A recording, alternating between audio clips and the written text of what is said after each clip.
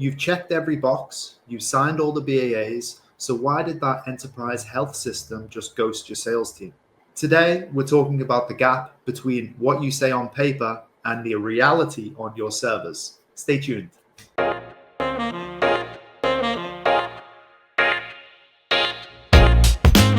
To the HIPAA Insider Show, brought to you by HIPAA Vault. I'm your host, Adam Z, and we're here to make HIPAA compliance and cloud security accessible for everyone. Before we dive in, do us a huge favor and hit the like button, subscribe, and ring the bell.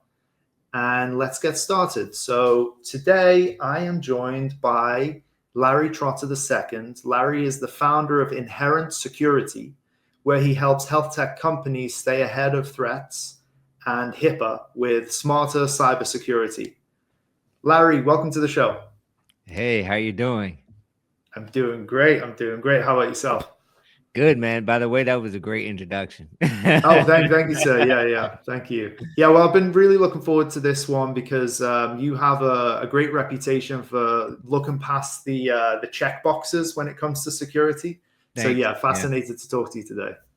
Yeah, absolutely. Absolutely. Let's jump right in. Okay, cool. So, Larry, your bio, I've been checking out your LinkedIn as well. Your bio says you don't just follow the rules, you prefer rewriting them securely. So you've spent over a decade working behind the scenes in security and innovation for patient care. Can you walk us through that journey a little bit? What was a pivotal moment or specific gap that you saw in the market? And that made you realize that you needed to bring a different kind of cybersecurity partnership to the market, and a little bit about the background and what led you to the birth of Inherent Security.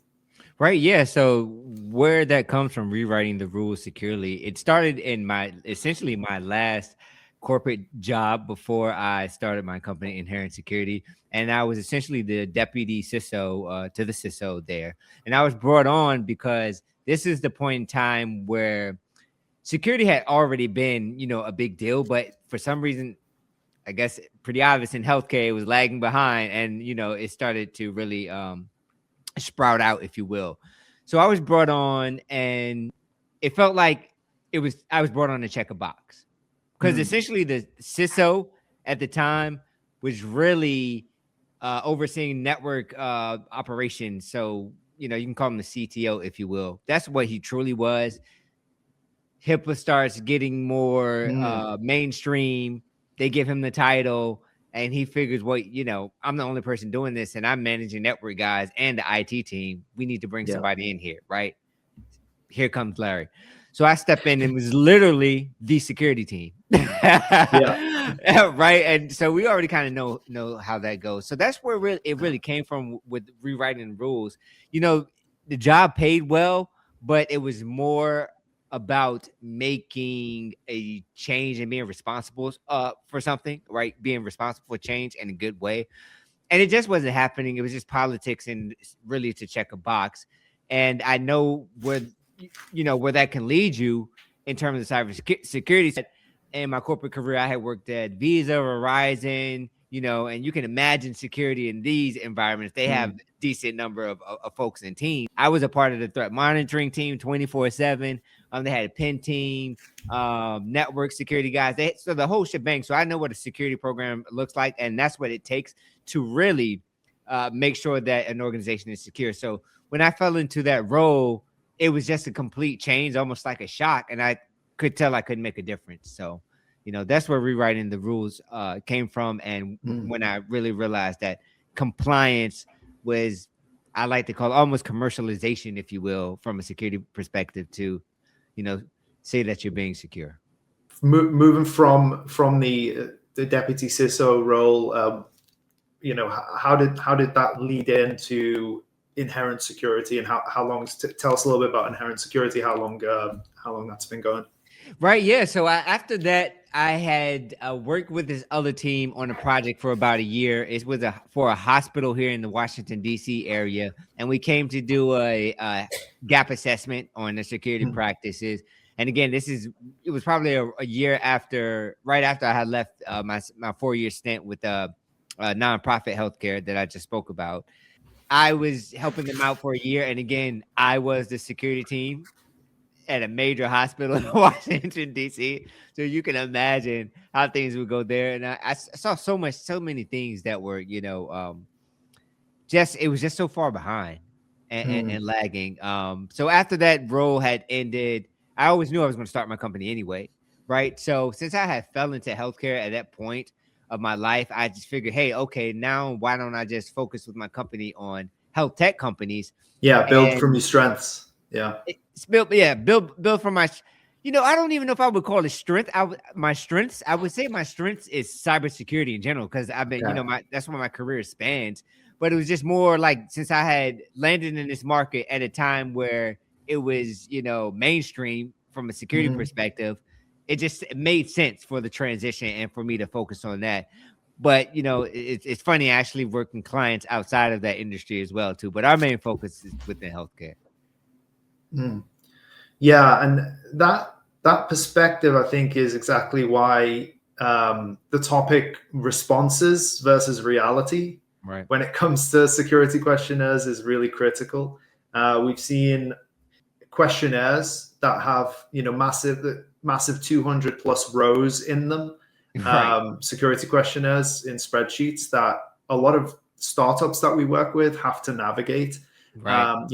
Our compliance team here makes it very, very easy for the responsible security person within the startup. Usually it's the founder to navigate. So we have like self-help tools with like lists of resources that they can use when they log into the portal with HIPAA Vault to kind of get the information they need to fill out security questionnaires. But that's pretty cool. Larry, in your experience, why is there such a massive disconnect between what companies and startups check yes on, the actual reality of the security posture? Right. So it's really pretty straightforward. It's the deal. They want to seal the deal, right? So this is how the process goes. Your sales team, or if you're a small startup, you're going out to essentially find clients, right?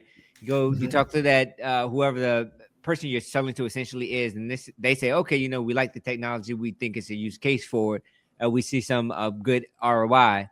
Now we have to hand it over to our security team. In a highly regulated market like healthcare, you have to be HIPAA compliant, right? So that's where the brakes can pump, and that's where a lot of health tech teams get, I guess, for lack of a better word, frightened, if you will, because they know that they have to meet these requirements for the deal to go through. The company is depending on it. So they're just checking the yes boxes. Now, in reality, you don't have to be 100% yes on everything. In fact, I've been on both sides. If I see everything and it's 100%, that raises a flag for me, because no one's 100%, right? So you don't have to be 100%. And what I say is always to tell the truth, right? If you're missing something, just tell the truth. And as long as it's on your roadmap, that's a viable answer versus lying. And it's all about trust. That's what HIPAA is creating trust between you and the health system. So if they can't trust you through the questionnaires, why would they want to do business with you? Yeah, no, definitely. And it seems like the enterprise buyers at big health systems and providers have developed a bit of a sixth sense for this. They can fish out, when companies are not quite up to scratch, and also when they're maybe not being completely truthful. So when a major buyer reviews a vendor, what are the trust markers or the maturity markers, if you like, those kind of subtle signs that tell the buyer that the vendor is truly secure versus just well prepped for the test? So that's a really good question. And very mature buyers do really, dig in and do the cross checks. So to answer your question is having policies that actually reflect your organization and not just it's gotten even worse during the whole generative AI era, because now everybody can ask AI to spit out a policy, which is one of the reasons I think due diligence is going to get even tougher, in this year and the oncoming years because of that. But having consistent policies that actually match what you say. Now, if you get a mature buyer, and I actually experienced this within the last few weeks, they'll look at your policies and whatever other documentation that they ask for, they'll pay attention there and do these cross checks.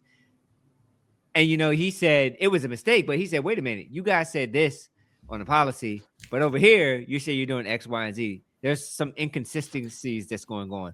So that shows maturity, having consistent policies and documentation across everything. So your answers are consistent. Something else, this is a real big one, is a risk assessment. Having a risk assessment. It's actually the number one finding when it comes to OCR and the HIPAA security investigations, failure to conduct a thorough risk assessment. So that really shows in maturity because you're looking for the threats and vulnerabilities, assigning risk scores, and also documenting those risks in a registrar that's saying, hey, we've identified this for X, Y, and Z, and we plan to fix these with, whatever your mitigation dates are. That being said, when you are building out that risk registrar, don't say you're going to fix something 5 years later. It has to be something that's all reasonable, right? So I just wanted to throw that out there. That's another big maturity sign. And have a CISO. Nothing speaks security more unless you take it serious and to have a CISO on board. If you can't have a full-time CISO, hire a vCISO. But that really shows that your maturity and security is cybersecurity or compliance is embedded within your company's culture. Yeah, most definitely couldn't agree more. You mentioned AI there. Now, we can't really talk about modern health tech stacks without talking about artificial intelligence, right? It's the big elephant in every security review right now. So how is AI changing the game? And if you could touch maybe on for changing the game for both the better and the worse in health security. Are you seeing vendors automate the defenses, or is it mostly just the other side, bad actors finding a faster way to hack into systems? There's going to be, let me say it this way, the AI graveyard is not going to have enough room this year. Wow. It's not going to be enough room in the graveyard. They're going to have to, use another plot of land, put up more headstones. And it goes back to healthcare really being an industry where trust is one of their primary concerns. AI, healthcare wants to adopt AI, but they're very, very wary of it and really honking down on it. From a good perspective of things, I think on the healthcare side, it's going to make things way more efficient. Right now, starting off, I think the best use cases are low risk admin tasks that give doctors back their time and they're able to provide more patient care, billing, those types of low risk things. Right before, I think healthcare needs to work on that before they start looking at some of the high risk use cases.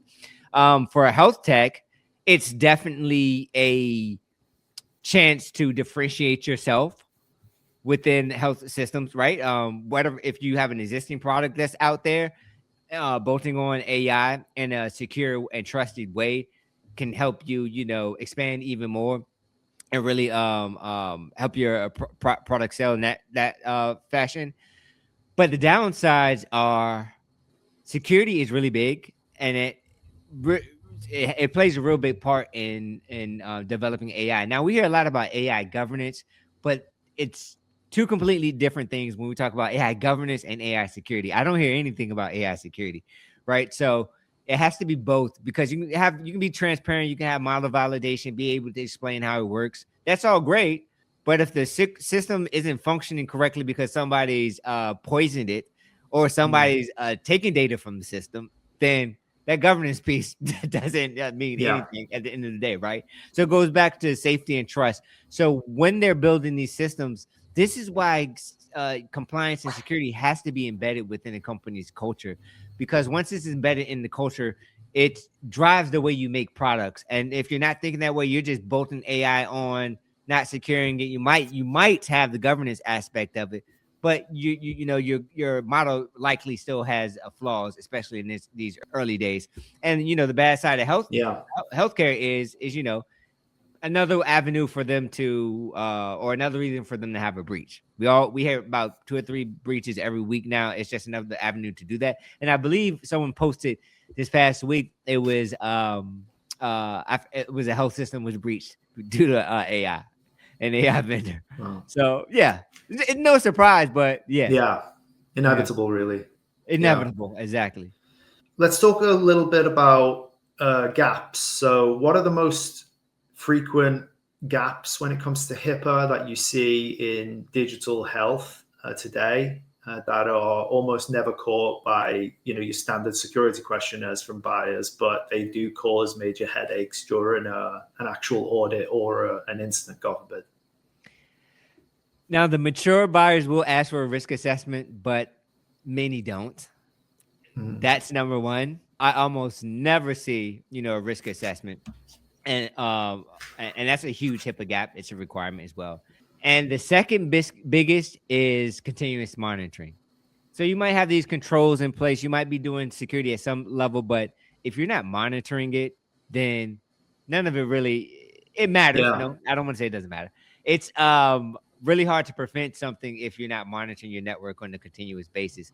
What I usually see is the health tech companies will say they're looking at logs from a manual perspective, or they will have health alerts turned on, notifications, but not really looking from a threat perspective, seeing what's actively going on their network, looking at the outbound connection, what type of data is going out, even, DLP, right? Having DLP turned on because they're dealing with patient data. This is very important. Data loss prevention, yeah. Yeah, seeing where the data is flowing and ensuring the integrity of the data. Those are there's others, but those are really huge gaps that I see consistent over all, the majority of health tech companies. Yeah, no, most definitely. Yeah, I couldn't agree more. And here at HIPAA Vault, we handle the infrastructure side beyond just the BAA that you can get maybe with a cloud provider like AWS or Google. You have to, yeah. Shift the responsibility a bit more and take a bit more of that burden when it comes to the security aspects. But a huge part of compliance is cultural, more on the startup side of things, where security, let's say, it often feels like more of a hindrance or a bottleneck. Right. How do you advise companies to build security that moves and flows and works like clockwork without slowing down the innovation of the product? Startups have the biggest advantage because they're startups. So they should be embedding compliance within the foundation of building the business, and right there at the beginning. That's the best way you do it. When you're 50, 500 person company and you haven't really embedded it within the culture, it's hard because, like you say, it's a cultural shift. It's really habit, right? Yeah. And this is like, we're all human. Once you start to throw a wrench in someone's habit, it creates friction. What they perceive as friction, right? And they automatically don't want to deal with it because it's not the systematic routine that they're used to. And that's what cybersecurity can do. So if you're a startup, you embed that in the beginning. Everything is just a part of the process, like everything else is. Let's talk about, secure development. Everybody's trying to ship fast, right? You build the code out. When you have security embedded, you do those checks in the beginning before the code, is released to, QA or production, whatever. And you're running the scans, looking for the vulnerability, saying you find X, Y, and Z, whatever your risk tolerance is. You send it back to development to fix those, scan it again. Everything looks okay. Now you shift to moving to production. But you've created a natural flow, and this already built within your habits. So it's routine. And now, since you think like this in this development process, you're going to do that do that with any other processes within your department as the business grows, because it's just a natural part of business, right? You'll have you'll talk about security stand-up calls. So, as you grow, again, new projects, you're embedding AI. Okay, what do we think about security from these guys? It's embedded within the culture. Now you do the opposite of that, and you check boxing it off. And when you start growing from a 5-person company to, you know, a 30-person company, and you have your systems have grown, again, you're throwing cybersecurity into the development process. You're used to getting things done within a week or two, and now it looks like it's going within a month, and a lot of this due to friction because people don't want to do it anyway, right? Yeah. But yeah, that monkey wrench really just creates that friction, and it makes it a lot more challenging as you grow. Just the short answer is embedded. Yeah, no, I couldn't agree more. Embedded culture of security is right on the point. And as you scale as well, if you've embedded and ingrained that security mindset into your first employee, that is inherited like throughout the organization with new hires as they come in and everything. So I agree, it's definitely and one thing I want to piggyback off that, just like anything, if there's a specific culture, if you are a fun and collaborative culture, and that's what you make obvious to whoever you're hiring, and you continue to hire like that, you're going to get people who, you know, have those characteristics. Same thing, you're exactly right with security. If you say like, hey, you know, we like to have fun and we're very collaborative, but we also take cybersecurity compliance and privacy that's close to our heart as well too. You're embedding that within the culture. You're right. Yeah, and then if you're not necessarily having, you touched on the development itself of an application. If you're not hiring internal developers, really important to have external developers that have that same, or whether it's developers or other contractors, but that have that same culture of security. I'm talking next week to Ghazanfar Mansour. I think you were on one of his shows recently. Yeah, he's a good guy. I've spoken to him a little bit. Looking forward to diving in a bit deeper. But he does the development side of things. You know, developing for HIPAA. So that's also a big aspect of this. So tune in next week for that episode. Larry, it's been really, really insightful. And it's clear that the reality always wins over the responses when it comes to security questionnaires in the long run, at least.